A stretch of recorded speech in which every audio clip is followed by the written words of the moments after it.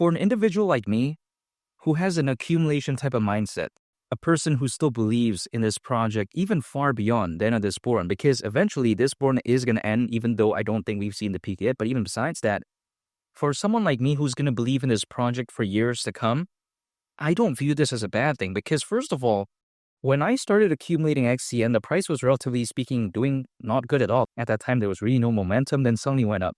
Now, of course, there's a big pullback, but I still believe in this nonetheless because the way you take a look at it is that the lower the price, the better the buying opportunity for me.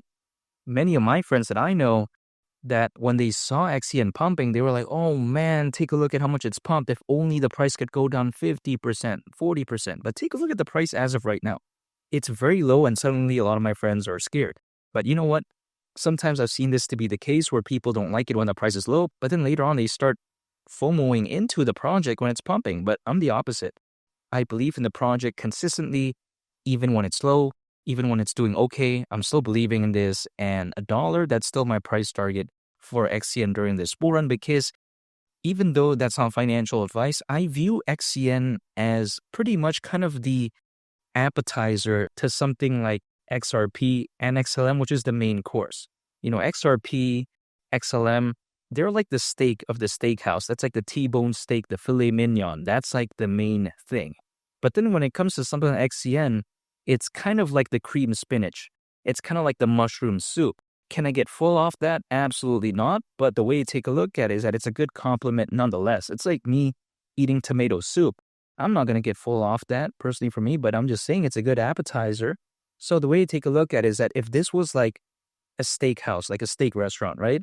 Let's say when it comes to projects that are focused on payments, global trade and finance, I would say that something like XRP and XLM, they're like the main dish right there. The appetizer, it's something like XCN, something like XDC. The dessert, it's something like XPR or ZBCN.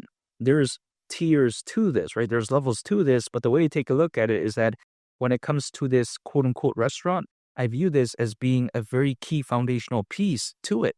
So when it comes to people saying that, oh, we're only going to believe in XRP and XLM, well, that's totally up to them. But the way you take a look at it is that if I believe in those two projects, which I do, I'll naturally assume that, hey, you know, something like XCN is going to join the ride. This is just the way to take a look at it. So again, I think that the future is actually still very bright when it comes to XCN. I get it.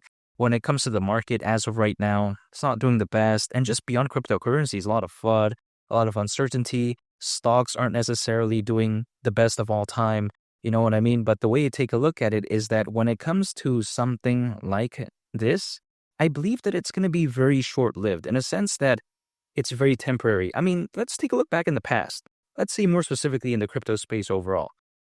You know, back then when Terra Luna was crashing, which kind of seemed like a while ago, which is true, it's years ago, but I'm just saying, when Terra Luna was crashing, I knew some people who were panic selling Bitcoin. Now, I totally understand that they had this fear of Bitcoin going down because, of course, there was a lot of fear overall when it comes to the space. But the way to take a look at it is that if they're selling Bitcoin off because they feel like the fundamentals became bad because of a project like Terra Luna crashing, that doesn't make any sense, in my opinion. It's like, okay, Terra Luna is a bad project, but then how does that mean that Bitcoin is bad, you know, at least fundamentally? The way you take a look at it is that, yes, the markets aren't doing the best, but it doesn't change the fact that the payments market, the global trade and finance market still has a bright future. It doesn't change the fact that Onyx, you know, more specifically the Onyx protocol, it doesn't mean that it's a bad project, if anything. The way you take a look at it is that as of right now, actually, the Onyx protocol, I think, is doing better than ever before in history. Now, some people may be thinking, okay, that's not true. The price of XCN is doing really bad. I'm not saying in terms of the price of XCN. I'm just saying in terms of the project's fundamentals and its future direction. I would arguably say it's the best of all time. The reason being is because now they're planning to launch the mainnet when it comes to Goliath, this allegedly very amazing layer 1 blockchain for the world of finance. They're aiming to launch the mainnet in Q1 of next year. And now for the people out there that think, oh, that's way too long, they're actually planning to launch the testnet in Q3 of this year. So at least they're trying to do something, you know? When people were saying, when XCN was pumping, they were saying, oh, there's not really much going on for it other than the hype of XRP and XM kind of flowing into this. And I'll agree with that. You know, when XCN was pumping not too long ago. It wasn't like it had that much going on for it. As of right now, it's not like it has the best thing going on for it either, but at least it's doing better than what it was before, fundamentally speaking, even though before the price was actually better when it comes to XCN. But then in the world of cryptocurrencies, it sometimes works that way, right? Take a look at something like Bitcoin. Did Bitcoin become 15% worse because the price is like 15% down, give or take, from $100,000? No, that's not the case, at least in my opinion. There's still a lot of institutional investors. There's still a lot of enterprise adoption.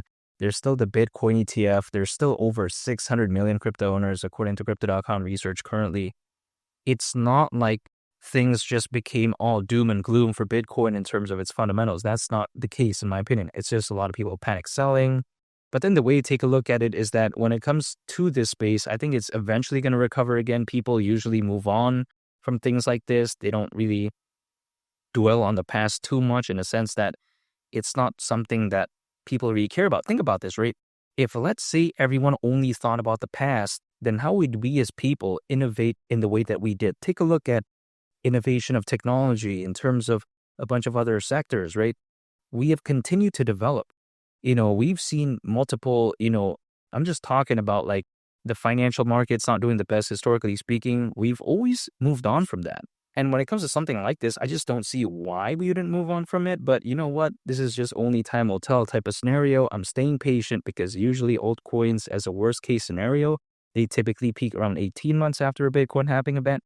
And the last Bitcoin halving event happened in April of last year. So 18 months from then is actually around October this year. I'm still going to pay attention to it because if XCN were to go to the price of $1, considering current circulating supply, market cap would be around $32.5 billion, which I get it is around 150x from here. But really, when I take a look at that, first of all, this market cap isn't crazy because even XRP currently has a market cap of over $100 billion, and we're nowhere near the peak of a bull run, at least in my opinion.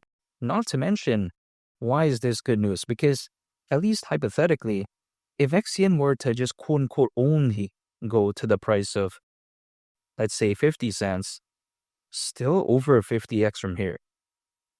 I mean, wow, that's kind of crazy to think about. Even at 10 cents, it doesn't seem that bad, at least to me as of right now.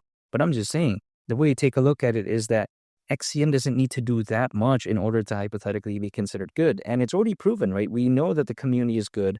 We know that during a euphoric market when things are really generally positive, we know that this has been known to at least go along with the ride somewhat. And it has been known to be a project that, hey, at least people believe in this.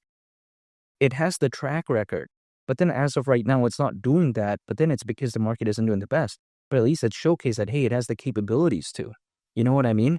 At least hypothetically, which is why at the price of $1, I'm still not going to give up. And man, once Bitcoin really picks up again, once the FUD, the fear is gone, man, I really can't wait. And I'm staying patient. And XCN at the price of $1, that's still my price target for this bull run. Even though some people may think I'm crazy for still believing in XCN, I still believe in it and I'm not giving up. And make sure to subscribe if you gain value from this video. Greatly appreciated. It's been Lee the Captain, and I'll catch y'all on the next one. I'm out. Peace. Bye.